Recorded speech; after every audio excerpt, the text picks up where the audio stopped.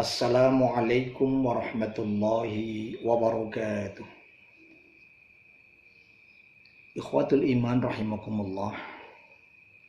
Marilah kita buka ta'lim kita dengan membaca basmalah. Bismillahirrahmanirrahim. Alhamdulillah wa syukru ala ni'amillah. Wassalatu wassalamu ala rasulillah wa ala alihi wa sahbihi wa mawala. La hawla wa la quwwata illa billah. Amma ba'd. Ikhwafillah rahimakumullah, kajian kita kali ini surat Ali Imran ayat 140 dan 141. Semoga dengan kajian kita Allah Subhanahu wa taala sehatkan lahir dan batin kita. Allah Subhanahu wa taala berkahi umur kita, bermanfaat untuk kehidupan manusia lain, dan semoga Allah Subhanahu wa taala tutup usia kita dalam keadaan husnul khotimah. Amin ya rabbal alamin. Seperti biasa, kajian kita akan kita mulai dengan membaca ayatnya, dan kita akan coba lihat bacaannya, ilmu tajwidnya sedikit, dan kita gali sedikit maknanya. A'udzu billahi minasy syaithanir rajim. Iyamsaskum qarhun faqad massal qawma qarhun mithluh wa tilkal ayyamu nudawiluha bainan nasi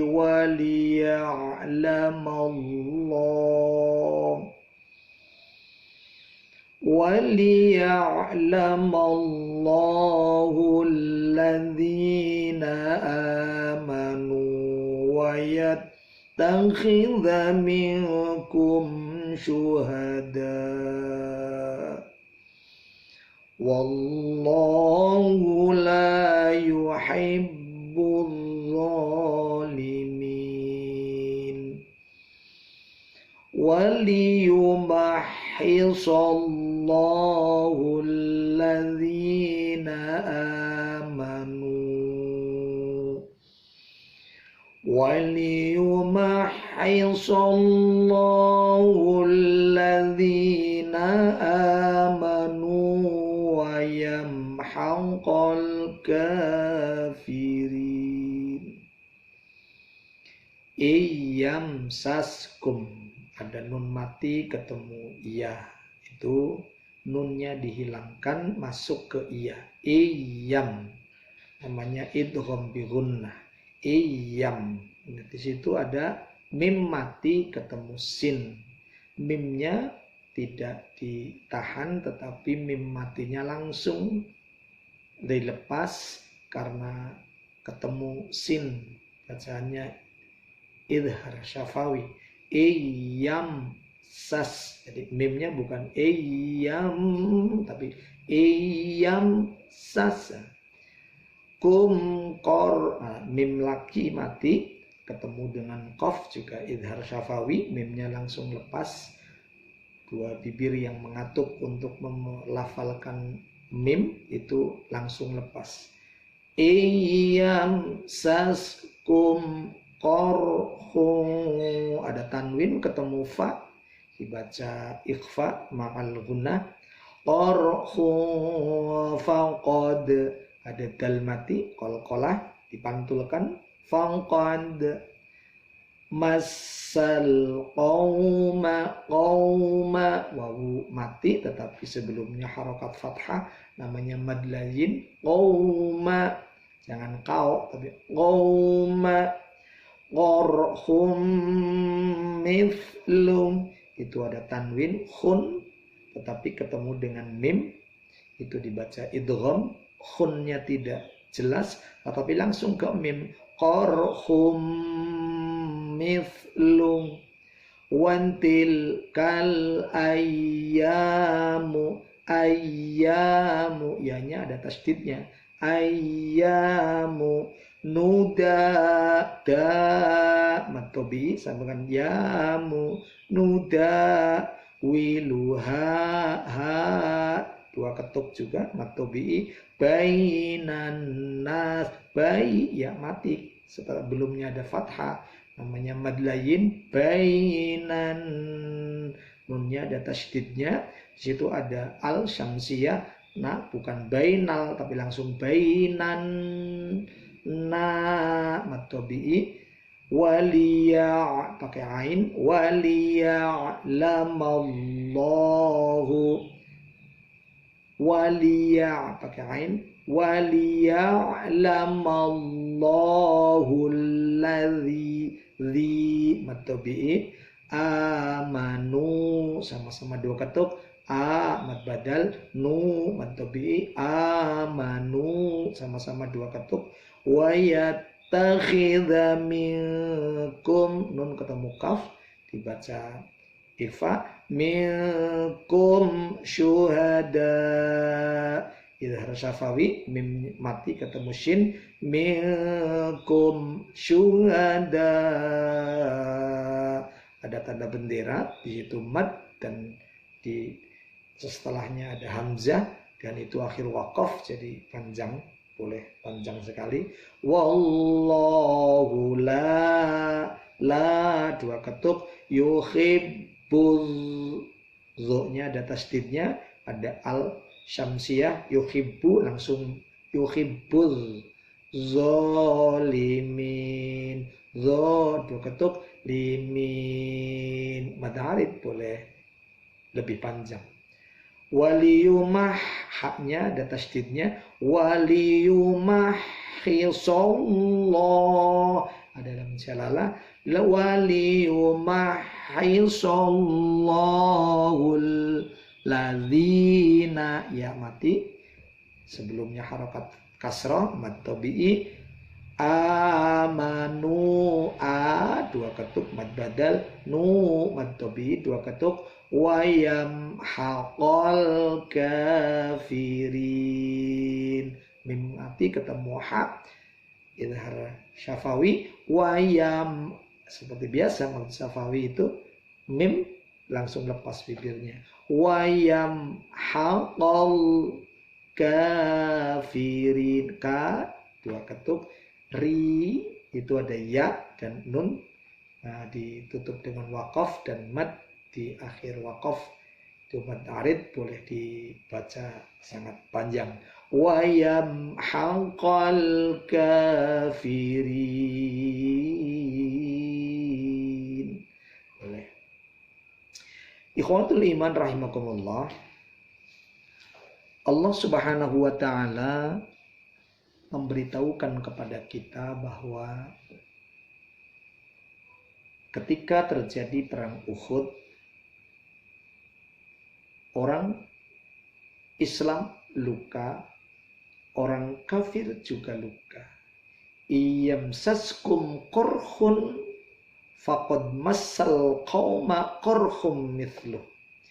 Jika kalian mendapatkan luka, maka sesungguhnya kaum kafir pun mendapatkan luka yang serupa. Jadi sama-sama luka. Ikhwafillah rahimakumullah. Dalam konteks musibah yang menimpa bangsa ini, mungkin kita bertanya mengapa orang-orang yang beriman, orangnya rajin ibadah, tetapi juga mendapatkan musibah yang sama dengan orang-orang kafir yang tidak pernah beribadah. Bahkan mereka bisa jadi ahli maksiat. Ikhwafillah rahimakumullah. Ketika musibah itu datang di sebuah negeri, di sebuah tempat, maka musibah itu akan mengenai siapa saja yang ada di tempat itu. Baik orang itu ahli ibadah maupun orang itu ahli maksiat. Duh, kalau begitu tidak adil dong. Sungguh di sini Allah amat sangat adil. Allah memberikan musibah kepada kita semua, pasti akan diterima berbeda antara orang yang beriman dengan orang-orang kafir. Kalau tidak ada musibah, keenakan dong orang-orang kafir itu dengan maksiatnya. Keenakan dong tempat-tempat maksiat tetap buka. Sementara kita tidak punya kemampuan untuk menutupnya. Begitu ada musibah, tempat maksiat itu menjadi tutup. Kita tidak punya kemampuan untuk menutupnya. Tapi Allah mau membantu kita, mau menolong kita untuk menutup tempat maksiat itu. Ikhwafillah rahimakumullah. Nah, ketika jatuh kepada kita, akan diterima berbeda antara kita orang-orang yang beriman dengan orang-orang kafir. Orang beriman ketika mendapatkan musibah, dia akan berdekat-dekat dengan Allah. Dia akan menyebut inna lillahi wa inna ilaihi roji'un. Ini pasti datang dari Allah dan kita akan semua kembali kepada Allah. Ini adalah ujian untuk meningkatkan keimanan kita. Lihatlah dalam perang Uhud. Ketika terjadi perang Uhud, dalam riwayat kita lebih banyak mengenalnya. Disitulah kekalahan umat Islam terhadap orang-orang kafir. Kita membaca kisah itu, kekalahan orang Islam terhadap orang kafir itu lantaran orang Islam tidak mau patuh kepada perintah Rasul. Disuruh jangan turun dari gunung, turun untuk merebut harta rampasan. Ikhwafillah rahimakumullah. Kalau kesalahannya tidak taat kepada Rasul lalu turun, kalau itu dianggap dosa, kalau itu dianggap salah, lebih salah mana orang kafir yang menentang ajaran Allah? Lah ke orang Islam yang kesalahannya cuma turun dari gunung, tapi orang kafir yang kesalahannya karena kafir kok dibela oleh Allah malah menjadi menang. Ikhwafillah rahimakumullah. Disinilah Allah subhanahu wa ta'ala akan memberitahukan kepada kita bahwa Allah sayang kepada kita. Ketika mendapatkan kekalahan, banyak yang syahid. Salah karena tidak mematuhi perintah Rasul, ya. Tetapi kesalahan itu amat sangat sedikit dibandingkan dengan kekafiran mereka. Dan ternyata Allah tidak menganggap itu kesalahan. Buktinya apa? Wa yattakhidha minkum syuhada, kata Allah. Dan supaya sebagian kalian dijadikannya sebagai syuhada. Dia mati dalam keadaan mati syahid. Kalau karena salah, bukan mati syahid namanya. Itu berarti bahwa kecintaan Allah subhanahu wa ta'ala terhadap hambanya supaya disegerakan untuk menjadi syuhada. Dalam konteks keberagamaan kita dan konteks di kita yang sekarang sedang terkena musibah, bisa jadi musibah ini meluluh lantakkan bangsa, meluluh lantakkan perekonomian bangsa, meluluh lantakkan tatanan ekonomi kita. Tapi bagi orang-orang yang beriman, ini akan memperkokoh keimanan kita. Bagi mereka yang senantiasa menjadi bagian dari penderitaannya adalah karena virusnya itu yang menyebabkan saudaranya meninggal, yang menyebabkan suaminya meninggal, yang menyebabkan istrinya meninggal. Tapi bagi orang yang beriman, meninggalnya orang yang beriman itu lantaran Allah menghendakinya segera menghadapnya. Bukankah yang senantiasa dia minta dalam doanya surga? Yang senantiasa dia minta kenikmatan di akhirat. Tidak ada jalan lain, jalurnya adalah kematian. Mengapa kemudian kematian ini menjadi penderitaan bagi kita? Mudah-mudahan ikhwafillah rahimakumullah, dua ayat ini menjadikan pelajaran bagi kita bahwa Allah menghendaki yang terbaik untuk kita.